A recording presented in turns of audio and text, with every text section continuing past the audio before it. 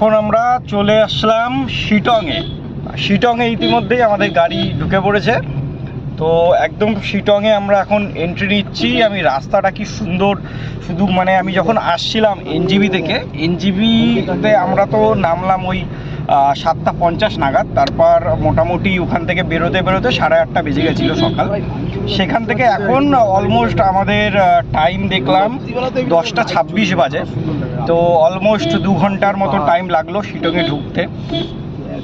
তো সত্যি খুব সুন্দর রাস্তাগুলো এবং আশেপাশের যে পরিবেশগুলো সেগুলো খুব ভালো লাগছে। অ্যাকচুয়ালি কোথাও ঘুরতে আসলে শুধু কোনো একটা ভিউ পয়েন্ট, তো আমরা অবশ্যই ভিউ পয়েন্ট যাই এবং সেগুলো অনেক বেশি পপুলার, বাট টোটাল ট্রিপটাই এনজয় করতে হয়। এবং দার্জিলিংয়ের কিন্তু প্রত্যেকটা রাস্তা, প্রত্যেকটা জায়গাগুলো, পরিবেশটা কিন্তু দেখার মতো।